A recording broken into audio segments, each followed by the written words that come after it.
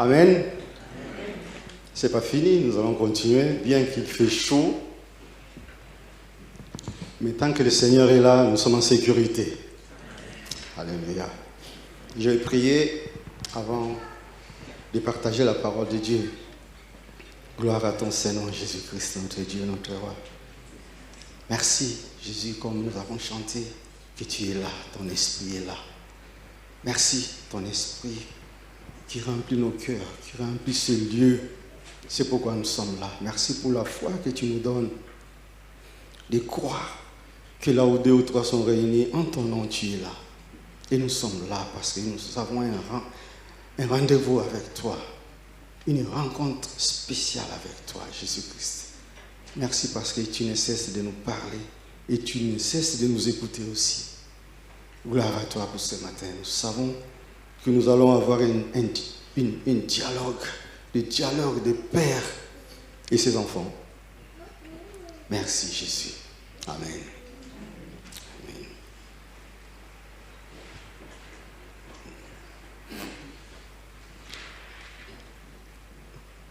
Nous sommes en vacances. Les places sont vides. Et merci pour nous qui sommes là ce matin. Et merci aussi pour ceux qui sont là de passage. Et je sais que je vais vous dire que vous n'avez pas oublié l'adresse. Vous êtes bien dans une église évangélique. Donc, celui qui règne ici, c'est Jésus-Christ. Si vous êtes venu chercher Jésus-Christ, il est là. Et Jésus-Christ, c'est la joie, l'amour, la liberté, la famille. Soyez vraiment à l'aise. Soyez chez vous. Là, nous sommes chez nous. Celui qui entre ici chercher Jésus-Christ, il est chez lui. Parce que Jésus-Christ aime recevoir tout le monde. Gloire à ton Seigneur. J'ai un passage à vous partager. Ce matin, c'est dans le livre de Genèse. Le premier livre de la Bible. Genèse chapitre 28. À partir du verset 10. Ah, c'est ok. Moi, je vais lire ça dans la même version. Jacob partit de Beersheba et prit la direction de Charan. Arrivé à un certain endroit, il y passa la nuit car le soleil était couché. C'était la nuit. Il prit une pierre dont il fit son oreiller et se coucha à cet endroit. Il fit un rêve. Une échelle était appuyée sur la terre et son sommet touchait le ciel. Des anges de Dieu montaient et descendaient par cette échelle. L'Éternel se tenait au-dessus d'elle et il dit: Je suis l'Éternel, le Dieu de ton grand-père Abraham et le Dieu d'Isaac. La terre sur laquelle tu es couché, je te la donnerai à toi et à ta descendance. Ta descendance sera pareille à la poussière de la terre. Tu t'étendras à l'ouest et à l'est, au nord et au sud. Et toutes les familles de la terre seront bénies en toi et en ta descendance. Je suis moi-même avec toi. Je te garderai partout où tu iras. Et je te ramènerai dans ce pays, car je ne t'abandonnerai pas tant que je n'aurai pas accompli ce que je dis. Jacob se réveilla et se dit: C'est certain, l'Éternel est dans cet endroit. Et moi, je ne le savais pas. Il eut peur et dit que cet endroit est redoutable. C'est ici que se trouve la maison de Dieu. C'est ici que se trouve la porte du ciel. Jacob se leva du bon matin. Il prit la pierre dont il avait fait son oreiller. Il fit un monument et versa de l'huile sur ses sommets. Il appela cet endroit Bethel. Mais la ville s'appelait auparavant Luz. Jacob fit ce vœu. Si Dieu est avec moi et me garde pendant mon voyage, s'il me donne du pain à manger et des habits à mettre, et si je reviens dans la paix chez mon Père, alors l'Éternel sera mon Dieu. Cette pierre dont j'ai fait un monument sera la maison de Dieu. Et je te donnerai la dîme de tout ce que tu me donneras. Amen. Ça, c'est le récit de ce matin que j'ai préparé pour partager avec vous. Jacob partit. La Bible dit que Jacob partit. Mais je vais revenir un petit peu, un rappel, pour que nous puissions comprendre aussi les circonstances de son départ. Son histoire commence à Abraham. Abraham et Sarah, sa femme, Abraham habitait encore dans la maison de ses parents. Il était marié, mais il habitait encore avec ses parents. Et un jour, il était chez ses parents tranquille, et l'Éternel apparaît pour lui dire: quitte la maison de tes parents et je l'amènerai dans une autre terre. Abraham, écoutez, obéit tout simplement, est parti. Il est parti, il était toujours avec sa femme. Des années passées, il cherchait l'enfant, l'enfant ne venait pas. Il cherchait l'enfant, l'enfant ne venait pas. Et un jour, Sarah en avait marre. Elle a dit: mais tu ne vas pas rester comme ça. Bien qu'il a la promesse, mais est-ce que... C'est ça, ce sont des questions aussi nous nous posons. Nous avons la promesse. Nous savons que cette promesse, pour moi, vient de Dieu, sûr et certain. Mais arrivé à un moment, on commence à avoir des doutes. Sarah aussi a eu des doutes. Il a dit: je ne sais pas si l'Éternel s'est trompé, ou alors c'était pas pour toi, tu as confondu, ou tu n'as pas bien entendu. Beaucoup d'histoires passent dans la tête. Et Sarah a pris la décision de donner sa servante à Abraham pour avoir un enfant. C'était Ismaël. Mais le temps de Dieu n'était pas encore arrivé. Ce qui nous manque, c'est la patience. On sait, cette promesse est pour moi, mais on le veut tout de suite. Au lieu d'attendre le temps de Dieu, au lieu d'écouter Dieu, au lieu d'être attentif à ce que le Seigneur va dire concernant cette promesse, non. Nous faisons nos histoires, nous mettons des histoires dans nos têtes. Cette promesse, s'il a dit ça comme ça doit être comme ça. Je connais le Seigneur, ça doit être comme ça. Ce qu'a fait Sarah, elle a donné sa servante. Il a eu Ismaël. Mais ce n'était pas la promesse de Dieu. Ce n'était pas l'enfant que Dieu attendait d'Abraham et Sarah. Et le moment venu, l'enfant entendu est arrivé. Gloire à Dieu. Il était là. L'enfant entendu. Isaac. Isaac aussi a grandi. Le moment de se marier est arrivé. Il s'est marié. Il attendait l'enfant aussi. Ça durait. Et quand le moment du Seigneur est arrivé, Sarah attendait des enfants. Et c'était compliqué. C'était compliqué pour Rebecca. La femme à Isaac, c'était compliqué. Et Rebecca disait: si c'est comme ça, pourquoi je suis enceinte? C'était très compliqué. Et Rebecca n'est pas allée consulter la voisine, sa meilleure copine. Rebecca est allée consulter l'Éternel. Ce que je nous conseille aussi ce matin, nous avons des doutes.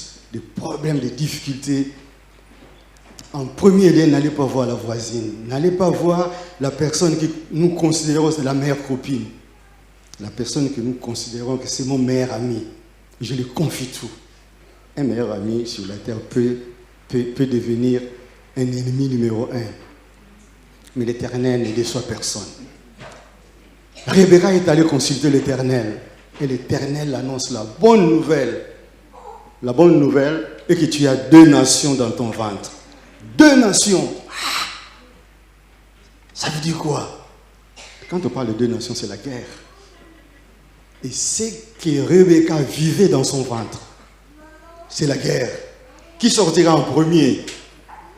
Qui sortira en premier, c'est l'aîné. L'aîné, tous les privilèges. Et c'était la guerre. La Bible nous dit aussi que Isaïe est sorti en premier. Mais Jacob n'a pas laissé sortir. Il tenait son frère par les pieds.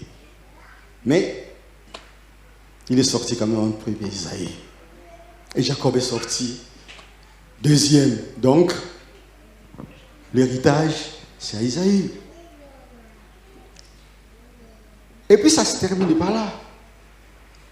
Il grandissait. La Bible dit qu'Isaïe était un bon chasseur. Tous les jours, il allait chasser le gibier, il l'amenait pour son père, pour la famille. Et son père était content. Et Jacob était à la maison, qui à la maison à l'époque, c'est avec maman.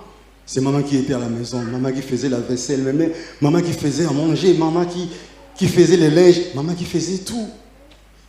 Et Jacob était avec maman à la maison. Il a appris à faire à manger. Et la Bible dit qu'un jour, Ésaü venait de la chasse, fatigué.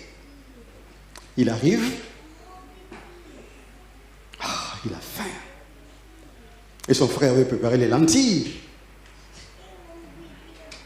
Et Jacob et Isaïe a demandé à son frère, mon frère, j'ai tellement faim, je suis fatigué. Tu veux me donner un petit peu? Le frère a dit, mais oui, je peux te donner, mais tu me donnes tout simplement là, les doigts d'aînesse. Il a dit, oh, pas de problème, tu prends les doigts d'aînesse. Moi, je mange les lentilles. C'est qu'il n'avait pas compris que c'est là, c'est à ce moment-là, qu'il avait perdu les droits d'aînesse. Et je reviens dans le texte. Et Isaac devenait vieux, prêt à partir, prêt à quitter ce monde de vivants. Il faut qu'il bénisse son frère, son fils. Il doit bénir l'aîné. Il a dit à Isaïe, comme tu es un bon chasseur, pour qu'il puisse te bénir, va me chasser un gibier. Et Isaïe, tranquille, il est parti. Et Jacob est resté avec sa maman. Comme Ésaü avait déjà perdu son droit d'aînesse, il ne savait pas. Ce que je voulais nous dire ce matin, faisons attention, très attention à ce que nous avons, à ce que le Seigneur nous a donné. On peut être distrait et on fout à la poubelle. Or, c'est notre bénédiction. Ésaü était distrait. Il a donné son droit d'aînesse. Et ce qu'on fait sur la terre, le Seigneur aussi enregistre. Le droit d'aînesse était pour Ésaü. De lui-même, il a donné à son frère. Le Seigneur a enregistré aussi. Bon, c'est toi-même qui as donné. Et quand c'était le moment d'Isaac transmettre la bénédiction, et la Bible dit que la maman a fait comme si c'était Ésaü, Rebecca, comme si c'était Ésaü, mais c'était Jacob. Et Isaac a béni Jacob. Il a reçu la bénédiction. Quand Ésaü arrive, la bénédiction était déjà donnée à son frère. Il était furieux. Il voulait même tuer son frère. Et qu'est-ce que les parents ont fait? Isaac et Rebecca, ils ont demandé à Jacob de partir chez Laban, qui est le frère de Rebecca. Et pendant le chemin, c'est ça qu'on vient de lire, il arrive. Sur le chemin, quand il partait, il faisait nuit. Il faut qu'il se repose. Et il a pris une pierre, il l'a mis comme oreiller. Et là, cette nuit-là, il a eu un songe.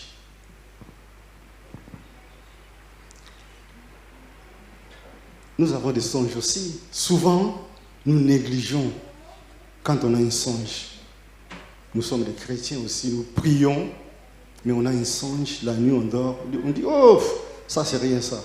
Après on dit souvent « Oh, moi je suis déjà en Christ, l'ennemi ne peut rien faire contre moi ».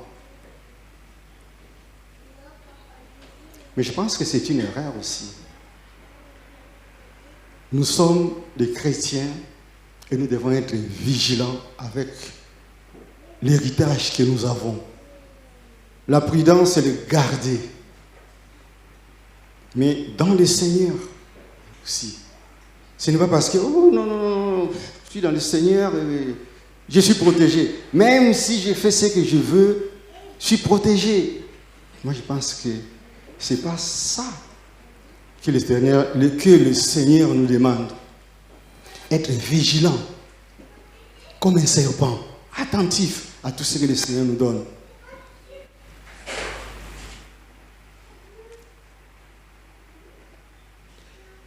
Et Jacob a eu un rêve.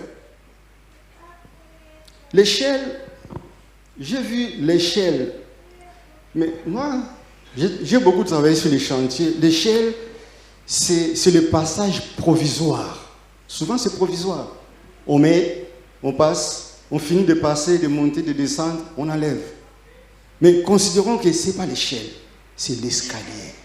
Dans une maison à 2 niveaux, l'escalier, c'est solide, ça reste. Parce que cette échelle, la version d'échelle que la Bible nous parle, il a dit que les anges montaient et descendaient. Montaient et descendaient. Et la vision, le rêve qu'il a eu, il a dit, certainement, ça c'est la porte du ciel.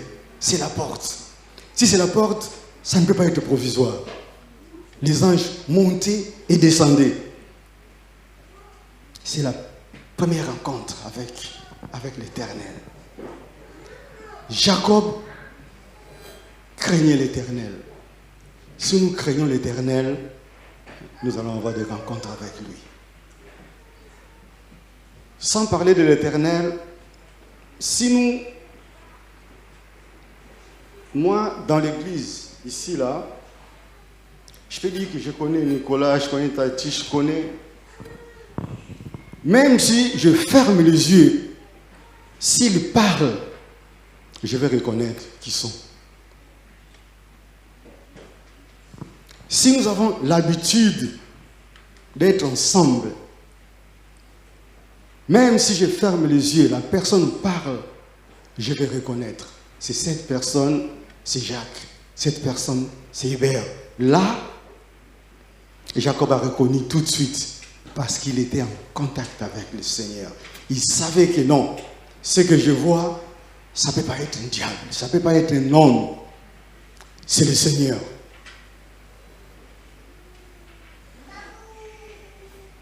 Ça nous arrive aussi de chercher le Seigneur là où il n'est pas. On a un sujet qui nous tient à cœur. Nous voulons demander l'intervention, la présence du Seigneur pour qu'il nous explique, pour qu'il nous aide. Mais ça nous arrive aussi d'aller dans la mauvaise direction. Je cherche du travail. Un exemple, je cherche du travail, je vais prier pour que je trouve du travail selon la volonté de Dieu, parce que je peux trouver du travail. Si ce n'est pas de la volonté de Dieu, je peux passer tout le temps à souffrir. avant d'aller travailler, la boule au ventre, tout le temps, tout le temps. Mais le Seigneur nous dit qu'on passe les épreuves, mais les épreuves aussi en un temps. Le Seigneur nous passe dans les épreuves, il nous forme, il nous fortifie et on passe à autre chose. On ne reste pas en permanence dans les épreuves, dans telles épreuves. Il y a les épreuves du niveau bas, il y a les épreuves du niveau moyen et il y a des épreuves aussi du niveau plus haut. Il y a des étapes des épreuves. Si constamment on est dans l'épreuve du niveau maternel, là aussi c'est un problème. Il faut que je me demande, est-ce que je cherche l'Éternel là où il est? Ou si je sais que l'Éternel est à gauche, moi je vais à droite le chercher, je ne le trouverai pas parce qu'il n'est pas là. Savoir où il est l'Éternel, comment le chercher? Si on ne sait pas, on prie. On demande au Seigneur, qu'est-ce que je fais? Qu'est-ce que je peux faire pour passer cette étape? Qu'est-ce que je peux faire pour sortir de cette situation? Dieu, il fait ce qu'il veut, comme il veut, quand il veut, à qui il veut. Quand il veut trouver quelqu'un, il va là où il est. On n'est pas toujours au même endroit. Dans la semaine, nous qui sommes ici ce matin, on n'est pas toujours ici dans la semaine. Dans la semaine, chacun est dans son endroit, ou à la maison, ou au travail, ou à l'école, ou pendant les vacances, il se repose.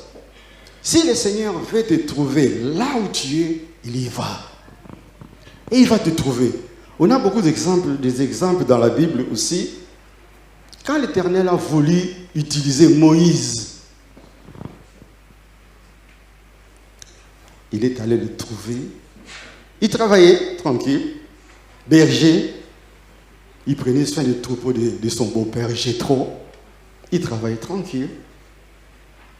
Et l'Éternel est venu. Qu'est-ce qu'il a vu?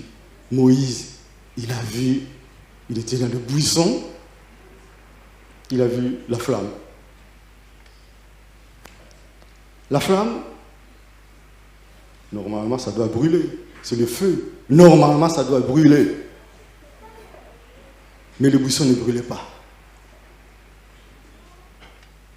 Là, l'Éternel s'est présenté. C'est l'Éternel. Il se présente comme une flamme. Mais c'est le Seigneur. Il se présente pour montrer à Moïse. C'était pour Moïse. Je ne sais pas si je fais comprendre. Allô? Alléluia.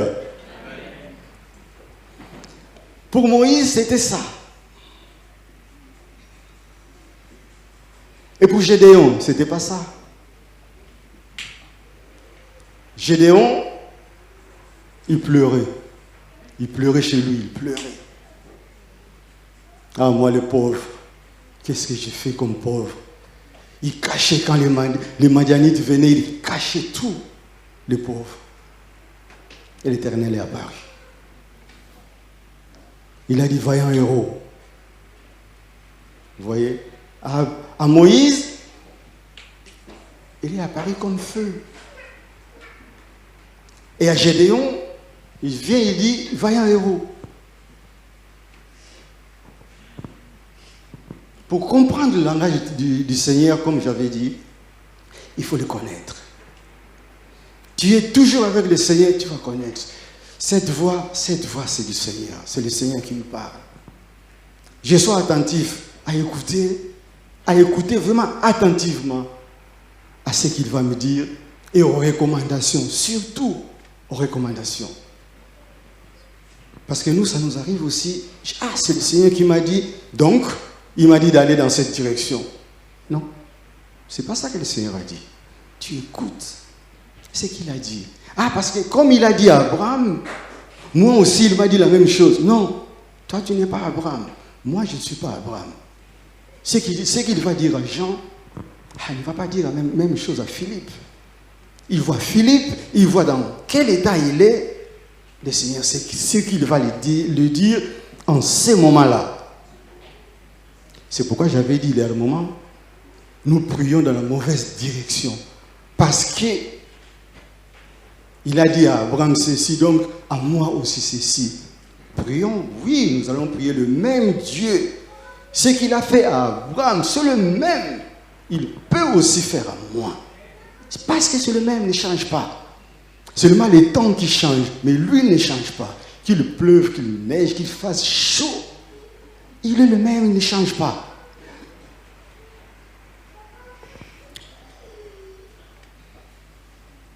Dieu aime ceux qui les cherchent. Quand tu veux attaquer une démarche, la première chose, consulter le Seigneur. Ce que je veux faire, Seigneur, je veux que tu me diriges. Parce que nous sommes les humains, nous aimons beaucoup copier-coller. Et nous pensons que le Seigneur aussi fait pareil. Mais non. Parce que j'ai vu mon voisin aller dans cette direction, travailler dans cette usine. Un exemple, je donne un exemple. Je connais la vie de personnes qui travaillent dans une usine. Un exemple. Il vit bien, il a une belle voiture, il vit bien. Et moi aussi, je vais travailler dans cette usine-là. Tout simplement parce que j'ai vu ma voisine ou mon voisin travailler dans l'usine. Je ne sais pas si c'est ça la volonté de Dieu. La volonté de Dieu, tu m'amènes où tu veux. Quelle est ma mission déjà sur la terre?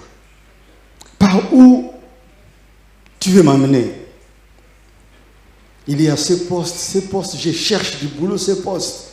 Où est-ce que le Seigneur veut me mettre? Il peut te mettre dans la même usine que ton voisin ou ta voisine, c'est possible aussi. Mais il peut aussi t'amener ailleurs. Au début, tu vas penser que peut-être que ce n'est pas là où le Seigneur veut. Mais le Seigneur est un Dieu patient. Il aime aussi que nous soyons patients et être attentifs. Parce que lui, il ne cesse de nous former. Il nous prend tel comme nous sommes et il nous forme selon sa volonté. Et comme il veut, pour qu'il puisse nous envoyer aussi. Il sait que lui là, il est prêt. Et quand je vais lui envoyer, ça serait bénéfique pour moi. Parce que notre Dieu est un Dieu jaloux. Il ne partage jamais sa gloire. L'Éternel, c'est que j'allais dire aussi qu'il aime les endroits spécifiques pour le rencontrer. Il est partout, on le dit aussi. Il est omniprésent, il est partout. Mais il prépare aussi les endroits spécifiques, les endroits spéciaux. Là, c'est ma maison. À chaque fois que vous vous réunissez, là, je suis là. Un exemple dans l'église. L'église est un endroit où Dieu est là. Jésus-Christ est là. Mes frères, je vais vous dire, à chaque fois que vous entrez ici, même s'il n'y a personne, vous entrez ici, c'est la maison de Dieu. Là, il y a beaucoup parmi nous qui ne comprennent pas que c'est la maison de Dieu. Pensent que ça devient la maison de Dieu s'il y a le pasteur. Non, ça c'est sa maison. Dans la Bible, il y a Salomon qui avait construit un temple selon les recommandations du Seigneur. Il a dit comment bâtir le temple. Vous savez ce qui s'est passé? À la fin, il fallait inaugurer le temple. Il préparait tout. La cérémonie d'inauguration, tout. Et d'un coup, qu'est-ce qui s'est passé? Le temple était rempli de nuées. Rempli. C'était la présence du Seigneur. Il n'a pas attendu. Ça c'est pour montrer tout simplement que ça, c'est ma maison, moi. C'est moi qui règne. Le temple était rempli. Quand vous êtes tout seul, vous passez par là, vous voyez que c'est ouvert, vous voulez prendre du temps, tout seul, ici, vous entrez. Pas besoin que le pasteur soit là. Pas besoin qu'un membre du conseil soit là. Elle est ouverte, j'entre. Moi, je prie tout seul là. Le Seigneur entend. Il est celui qui n'abandonne personne. Il entend.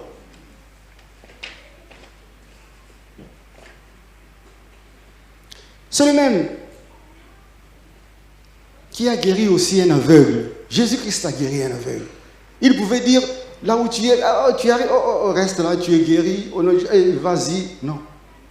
Pour cet aveugle-là, la Bible dit en Jean 9, 6 à 7, je n'ai pas mentionné, c'est pas grave. Jésus a mis la boue, il a mis dans ses yeux, et après il a dit, va te laver à Siloé. Pour cet aveugle-là, c'était ça. Sa guérison était ça. Va te laver à Siloé. Et l'aveugle est parti à Siloé, il était guéri. Et moi, je ne peux pas dire, bon, comme l'aveugle là, il était à Siloé, moi aussi, je vais de moi-même, je vais à Siloé. Non. Notre Dieu, ce n'est pas automatique. On fait la copie-coller. On copie là-bas, on colle là-bas, et puis c'est fait. Non. Tu l'entends. Quelle est la direction? Qu'est-ce qu'il veut? Ça doit être aussi notre prière de tous les jours. Ou tout le matin, ou tous les soirs avant de se coucher. Souvent, les soirs, on est fatigué. Souvent, on est fatigué. Le matin, on fait un effort de se lever tôt. On prend un temps dans la présence du Seigneur. Cette journée, Seigneur, qu'est-ce que tu veux que je fasse? Le Seigneur, c'est celui qui répond toujours. Il part, il répond. Tu as un projet. On met entre les mains du Seigneur. Notre Dieu, ce n'est pas un Dieu pauvre. Tu veux créer une entreprise, mais ça va entre les mains du Seigneur. Le Seigneur nous guide. La jeunesse. Tu es en âge pour se marier, mais tu pries le Seigneur. Le Seigneur, moi je suis chrétien, je crois Seigneur. Je ne vais pas être déçu dans mon mariage. Et tu pries. Tu passes du temps avec le Seigneur. Je vais vous donner mon exemple. Arrivé à un certain âge, je commence à penser qu'il faut que je me marie aussi. Ah oui. Mais quand je voyais autour de moi des divorces, des querelles dans les maisons des voisins, des querelles, des bagarres. Ouh, moi je dis, ouh, c'est difficile, hein? Très difficile, ouais. Ma peur était vraiment que je me retrouve dans ces situations-là. C'était la peur. Qu'est-ce que j'ai fait? Je n'ai pas demandé à mes parents parce que mes parents étaient bien. Nous, on était bien dans la maison. Mes parents étaient bien. J'ai prié. Parce que j'ai connu le Seigneur très tôt aussi. Peut-être que je ne savais pas, mais je le connaissais déjà. Parce que beaucoup me disaient, mon comportement, déjà, j'étais jeune, mineur. Mon comportement, c'était comme un pasteur. Mon comportement. Même si mon frère écoute ça, il va dire que c'est vrai. Je ne suis pas l'aîné. Mais chez nous, les Bakongo, moi, je suis deuxième. Mais on m'appelle Yaya. Et pourtant, Yaya, c'est l'aîné. Comment on appelle Yaya? Mais moi, on m'appelle Yaya. Et pourtant, je ne suis pas l'aîné. Je ferme la parenthèse. Et j'ai beaucoup prié. J'ai beaucoup prié. Moi, je dis, mais il faut que ça soit une femme qui me comprenne. J'ai passé beaucoup de temps dans la prière. Beaucoup de temps. Pas que la femme qui me comprenne, il faut que ça soit belle aussi. Physiquement, il faut que ça soit belle aussi. Il ne faut pas que ça soit aussi... mais que j'apprécie aussi. C'était ça ma prière. Et le Seigneur est bon, le Seigneur entend. Il aime le patient. Je critique pas ceux qui ont des difficultés dans les mariages. Pas du tout. Mais ça, c'était ma prière à moi personnelle. Et je me suis marié, ça fait plus de 30 ans. que je suis marié.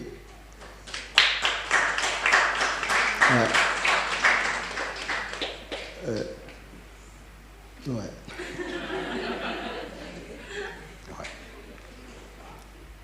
Et nous avons toujours... Et puis, c'est une chrétienne. Quand je suis marié, c'était aussi une chrétienne.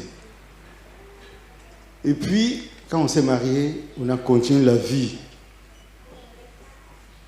Dans notre maison, on a mis le Seigneur en premier lieu. On est parti de chez nous, on est venu ici. Ah, ça c'est intéressant ça. Quand on est venu, on est arrivé ici, on a fait des demandes pour les papiers et tout. Nous on disait, on avait la paix, je ne sais pas comment.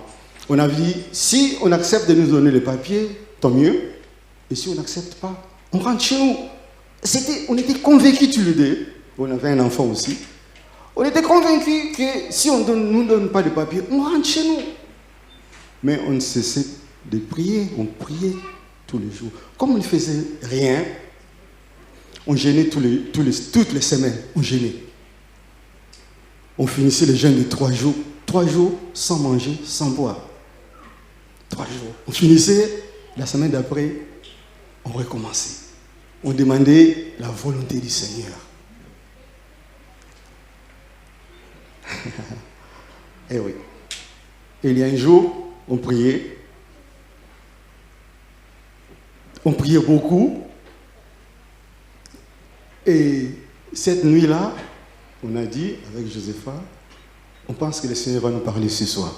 On était convaincus, je ne sais pas comment, mais on était convaincus. Peut-être le Seigneur va nous parler ce soir. Nous, on a dit, il y a un stylo ici, un bout de papier. Si le Seigneur te parle, ne me réveille pas, tu notes. Parce qu'on était fatigués physiquement aussi, on gênait beaucoup.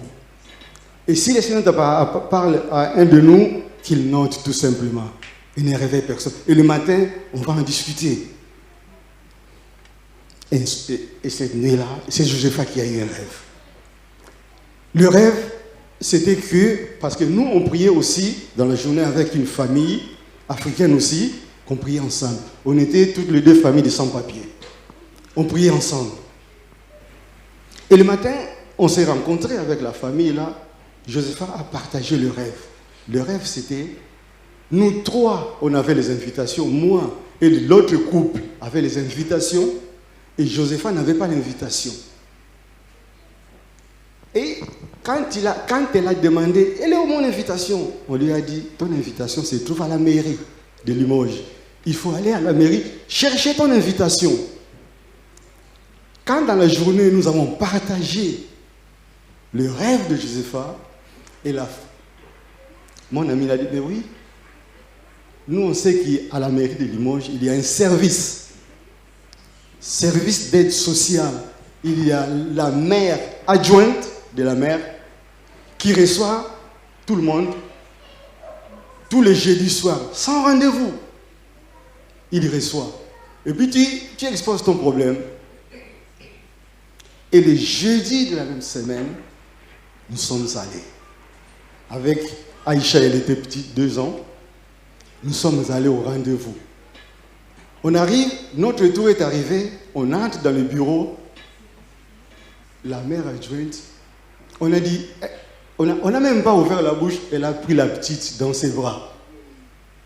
Elle a dit, mais vous habitez où? Directement. Nous, on a dit, on habite ici, avenue Georges Dumas. Elle connaissait le bâtiment. Elle a dit, à partir de maintenant, cette fille ne reste plus à la maison, à la crèche. Le matin, elle nous a donné l'adresse de la crèche. Tous les matins, vous l'amenez à la crèche. Elle reste là toute la journée. Et vous, monsieur, comme je travaille aussi à l'hôtel des régions.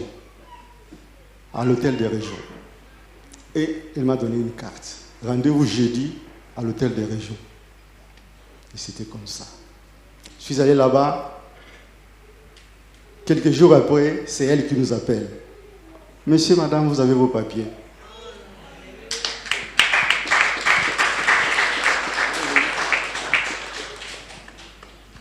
Et oui, c'était ça, notre témoignage. Nous, on a dit, mais si on voit ça, Comment ne pas le louer? Pourquoi l'abandonner? Comment, si on voit comme ça, comment je peux dire que Dieu n'existe pas? Comment je peux passer une journée sans prier? Comment je peux? Est-ce que c'est possible? Non, ce n'est pas possible. Nous sommes aussi un témoignage, il y a beaucoup de choses dans notre vie, parce qu'il y a beaucoup aussi qui disent qu'il y a un moment, après les Africains surtout, ne prient plus comme priaient avant. Non, ça n'a rien à voir. Le Seigneur est le même. En Afrique, en Asie, partout, il est le même. Ce qu'il a fait aux autres, il peut le faire à nous aussi. Il est le Dieu qui réconcilie aussi. Tout simplement, rester à son écoute. On écoute et on obéit. On ne peut pas dire, Seigneur, fais de moi comme tu as fait. Non. Comme j'ai dit, il est apparu à Moïse en feu qui ne brûlait pas. À Gédéon, il a appelé tout simplement vaillant héros. Et les Israélites, quand ils partaient de l'Égypte vers la terre promise, il était là aussi. Pendant la journée, la nuit. Pour le protéger contre le soleil. Il était là, il disait, je suis là avec vous. Pendant la journée, je suis là. Vous n'allez pas vous brûler, je suis là. Et la nuit, vous n'allez pas vous reposer, ce n'est pas grave. Regarde la lumière. Moi, je suis la lumière. Je suis la lumière qui éclaire votre chemin. Il est la lumière qui éclaire nos vies. Il est la lumière qui éclaire nos sentiers. Surtout, ayons la patience, n'abandonnons pas. Nous avons des doutes, c'est lui. C'est à lui qu'on doit adresser. Présentons nos doutes, nos difficultés, nos soucis. Il est le consolateur. La Bible dit qu'il est le consolateur. Les enfants qui n'ont pas de parents, c'est lui le père. Il est là. Toutes ces difficultés, c'est lui la solution. Amen. Merci Seigneur, merci éternel, notre Dieu, notre roi. Tu es Dieu, tu es roi, tu es Seigneur. Toute la gloire te revient en ces moments. Merci pour nos frères et sœurs qui sont là pour la première fois, qui sont des passages, qui sont en vacances. Oh Dieu, c'est toi qui restaures leur cœur. C'est toi qui leur donne le moment vraiment de se reposer en paix parce que tu es là. Et ceux qui ne sont pas là aussi présents parmi nous, ceux qui sont à la maison, Seigneur, c'est toi leur force. Tu es le même hier, aujourd'hui, éternellement. Dieu d'Abraham, Dieu d'Isaac, Dieu de Jacob. C'est toi qui as conduit Jacob, oh Dieu. Gloire à ton Seigneur.